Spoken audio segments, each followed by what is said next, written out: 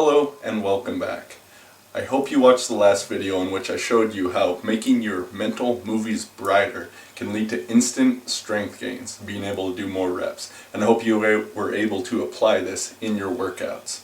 Now we're going to shift gears a little bit and talk about how to become all around strong. That is, not just strong at one sort of movement or not just strong in one sort of way, but really to have it all, to be able to move well. To move with coordination, mobility, flexibility, be able to move your body weight as well as weighted tools. How do you do all of this? Well, in this video, I'm going to show you what I've been doing, the principles behind my training, and how you can do it too. Okay, let's start the full presentation here. How to become all around strong. While I'm talking about this, I want to share a few videos of me doing different feats just to show that I practice what I preach. I am what many people would call all around strong because I don't specialize in just a single type of movement nor single type of tools, and we'll be talking specifically about why I do that. So here are a wide range of feats of strength covering all sorts of different types of strength, plus all sorts of feats of endurance, just small clips of those things, because I'm not going to show you 10 minutes or an hour long of some sort of endurance feat right here. Becoming all around strong, it's about bringing all these different qualities of strength together.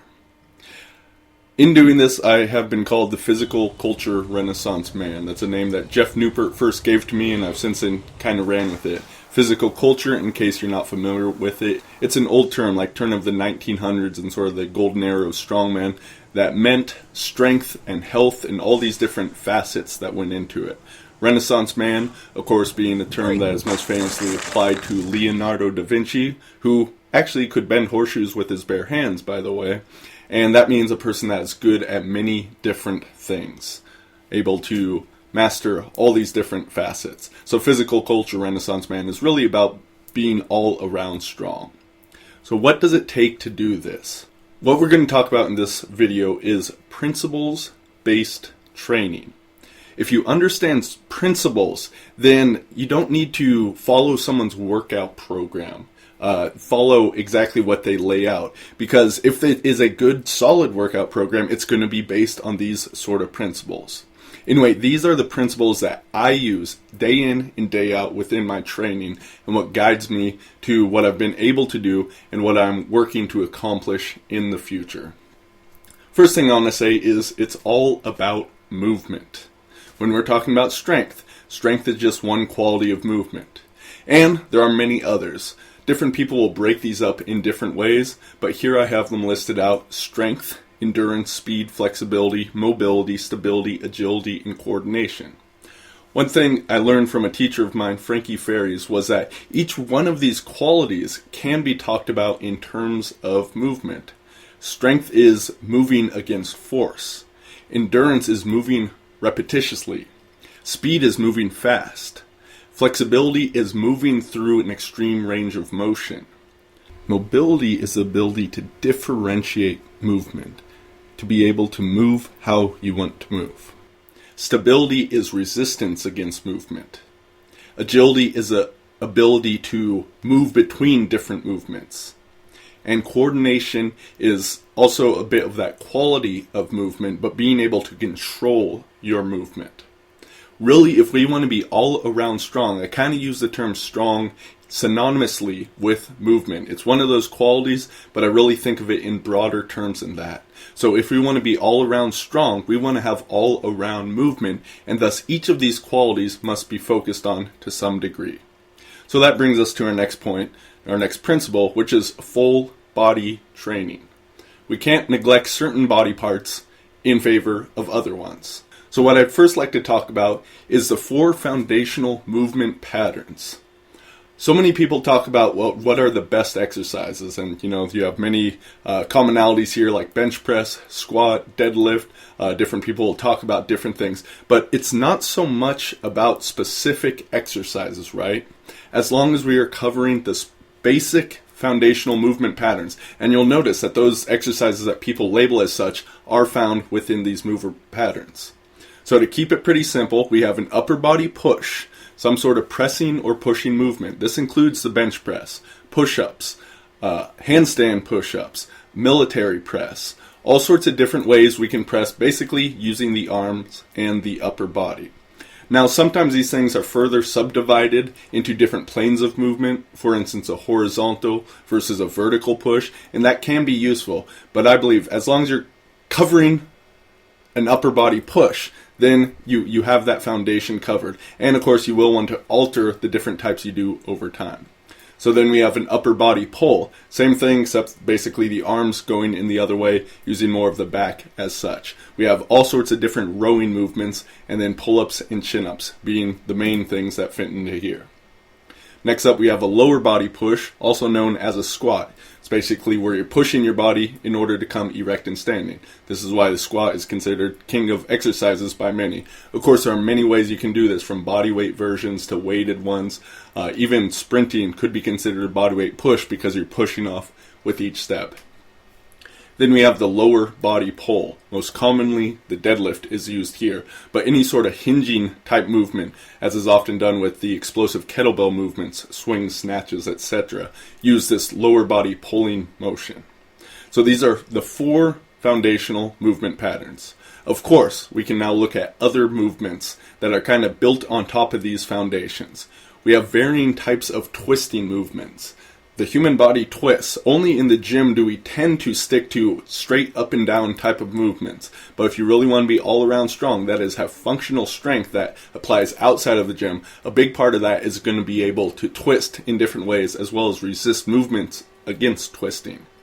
Another foundational movement, I would say, is carrying. Being able to handle a load while carrying it. Of course, there's all sorts of different carries, from farmer's walk to holding something in the rack or on your shoulders or overhead. All of these are very useful types of carrying. All of them are going to hit your body in different way. But the basic is that carrying is a foundational movement pattern. I mean, one thing that people will often do at some point in their life is move heavy things around, right? That's going to involve picking something up and carrying it somewhere else. Then, sort of along with that, we have supports. This is really where you get more to that bone training type of thing, tendons and ligaments, just supporting a heavy load on you. When you're walking, that's carrying. When you're just staying still, that's a support. So once again, these are other types of movements. Then we have bridging feats. I mean, if you want spine and neck strength, different types of bridging really is, in my opinion, ideal for doing that. If we get a little bit further with sort of gymnastic bodyweight type movements, we also have straight arm upper body pushes and pulls, as opposed to the bent arm upper body pushes and pulls that we talked about later. This is things such as levers or planches. It is a more advanced type of feat, but sometimes people will include it in there, so just wanted to bring that up here. We can also look at the body in a different way, looking at body parts. Now, generally, I don't like to do this as much because I look at the movement pattern, because that's really where strength comes from, movement patterns, not from body parts by themselves. Everyone always focuses on the muscle, and that's important, but you also have many other things at play. The nervous system, the fascia, the tendons and ligaments, and the bones, like I talked about with supports. So if we look at movement patterns, that's going to give us a better clue on what we really want to do. However, it can be very useful to look at other body areas. For instance, the abs, or is often called the core, right? All sorts of movements we can do with this. Really, the abs are largely for stabilizing the body, so they're in use in all those other exercises, but they're a specific ab training exercise that will focus on the stabilization. But there's also a movement capability to them, so we can look at training that. The spine. We talked about bridging a little bit. There's many other exercises that can focus on that spine strength, mobility, etc. The neck, same sort of thing there. Lots of neck training exercises. People are scared of training their neck because they believe they're going to hurt it. But if you train it properly, you're in a much better position where you're not going to hurt your neck. The hands and the fingers, another often neglected piece. If you want to become really strong and do some fun feats of strength, some crazy feats of strength like tearing decks of cards in half, bending horseshoes, etc., then you're going to do some specific hand and finger training. And the hands can move in so many ways, so this is really a place where you can do so many different things, and it can be a lot of fun. And of course, sort of the corollary to that, we have the feet and the calves. A lot of people neglect the calf training, except bodybuilders really, but the calves can be an important component. If you're doing any sort of running or jumping, the calves can really be in there. But it's not just the calves really. There's all the structure of the foot and many things we can do with that, especially when we're looking at mobility of the ankle and moving beyond that as well. So just to give you an example, we can take each of these movement patterns or each of these areas of the body really, and then tie it into each one of these types of movement. And if you did so, you'd come up with something like this, a movement matrix. So are you becoming strong in your upper body push? Are you becoming enduring in doing that? Do you have mobility, flexibility, coordination? All these different facets of movement quality can be tied to the different areas of the body, the different movement patterns with them. And ultimately, if you want to become all around strong, you're going to want to do all of this. Now, of course, this is a lot of stuff, so you have to change what you're doing at any given time, and we'll talk about that more in a moment. But before we do, the next principle is that all tools have advantages and disadvantages. So if you're trying to train certain movement patterns with certain qualities, certain tools are going to help you do that best. While for other qualities or other movement patterns, other tools are superior. That's the thing with tools, right? They each have their advantage and disadvantage. So here's some of the most common training tools: bodyweight exercises, barbell, dumbbell, kettlebells, cables, hammers and clubs or various other leverage tools, odd objects which can include rocks, sandbags, barrels, logs, that sort of thing. And of course there are many other more specialized tools as machines, but well, I don't really use many of those, so I thought not to include it on here. But really, each tool has its advantages and disadvantages. I don't want to go into all of these, but I'll just give you some example. Body weight, right? I'm pretty well known for that. I do spend a large portion of my training with body weight, and there's a reason for that, right? You're within your own body. If you really want to move well, you should learn how to move your body. With body weight exercise, this includes things like stretching, like joint mobility. We can do different types of balance training, whether on the legs or the hands. So many of our different movement qualities are really going to be best addressed through some sort of bodyweight training. And of course, you can really go after strength and endurance with these too, from doing exercises as strong as the one-arm chin to just repping out with push-ups, bodyweight squats, and that sort of thing. So once again, you're within your body, you might as well learn how to use it. And from there, that's going to give you a better foundation from which to then apply that movement to other objects as well. The barbell is the ideal tool for exerting maximum strength. It is balanced. It's an easy object to use for that purpose. Of course, there are some other fun ways we can use it as a sort of leverage tool, or use it with one hand where more coordination gets brought in versus something like a kettlebell or dumbbell. So there are different ways we can use it, but really its principal use is exerting maximum strength. Dumbbells, very similar, but more that stability component, a couple more things you can do with them. Kettlebells, similar sort of thing, but really they're most ideal for repetitious movement as well as the explosive movements where you get a little added kick from them over using a dumbbell for the same sort of thing. Odd objects, the stability component, the carrying, the having to handle a massive thing that doesn't want to be handled, they're great there. So disadvantages, well, body weight, it's hard to really do a lower body pull type movement with body weight alone. With a barbell, really you're kind of locked into moving a way that the body doesn't always want to move. That's why some people get turned off of barbells at some point. They're trying to rehab their body in sort of ways, but once again, it depends on how you use it. So all these things do have both advantages and disadvantages. Once again, could go into a lot more detail on this, but I believe you get the point. So with all those different movement patterns, all those different qualities of movement, and all these different tools we can use, how do you possibly do it all? Well, here's the truth. If you want to become all around strong, you can't do it all.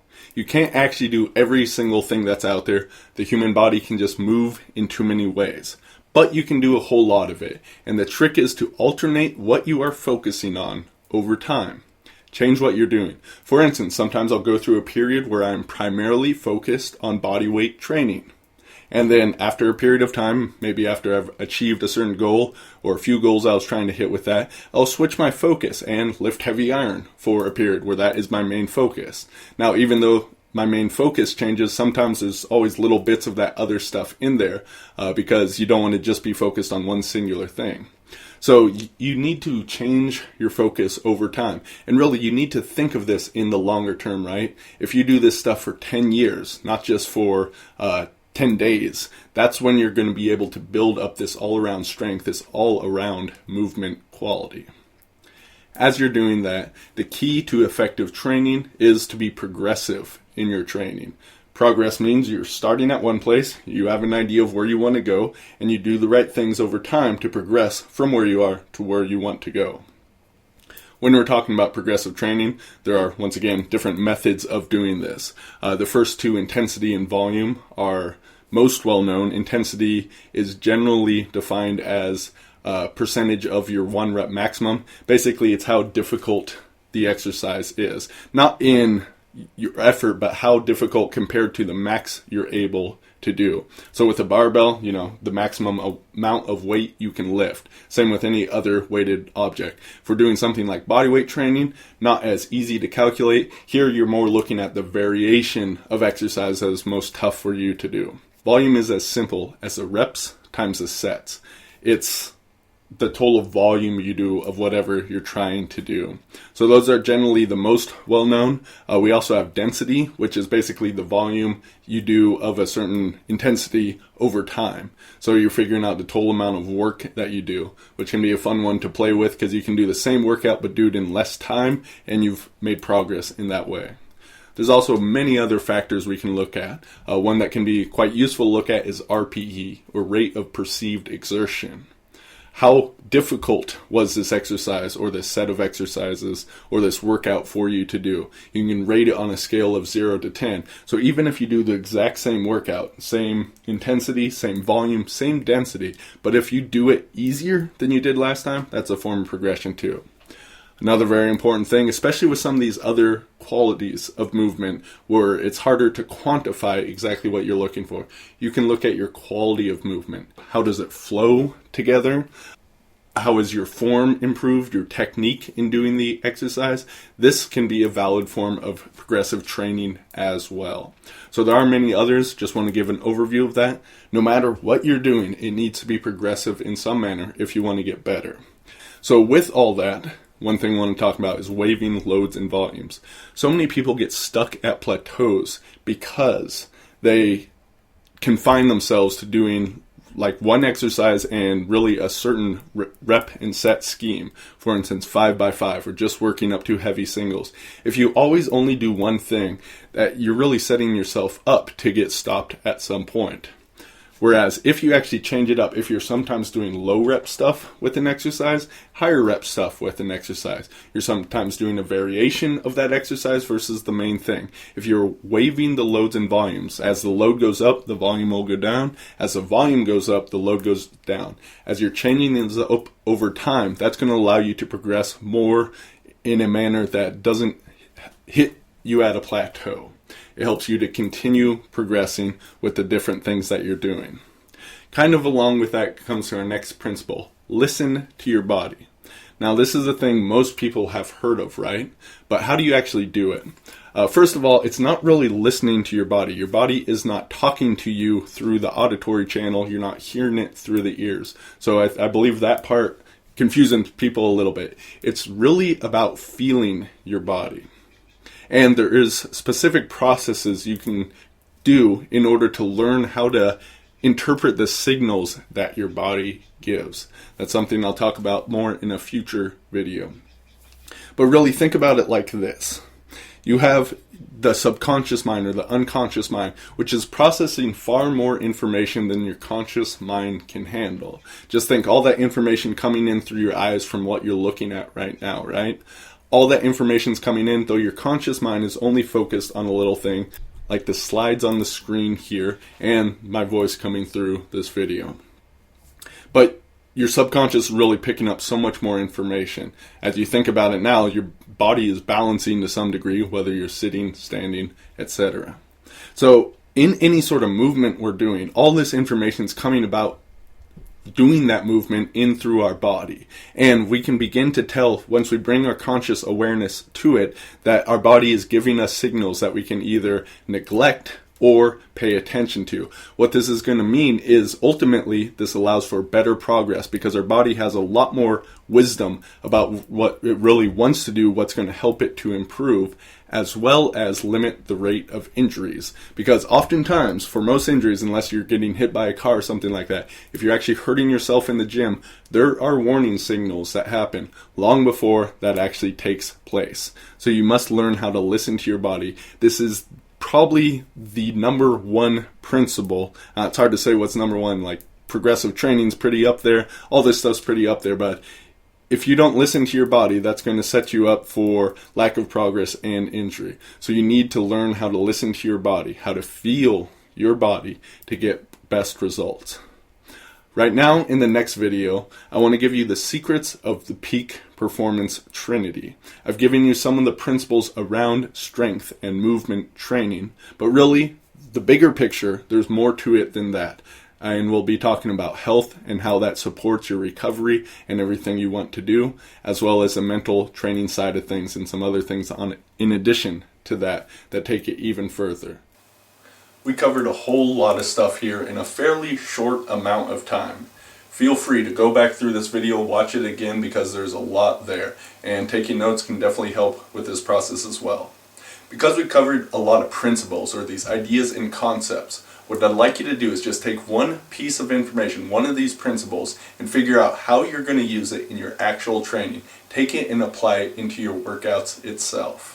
If you have any questions, you can leave them below. Also, I'd love to hear what your main takeaway was from this whole video. Really, these are the big principles behind my training, how I've been able to do what I do. So if you take and make these principles part of your training, you can do it too. You can become all around strong. Like I said, we got a lot more information coming in the next video, some more higher level strategy that you can use to guide not just your training, but really your health and your life, and get phenomenal results. So I'll see you in the next video.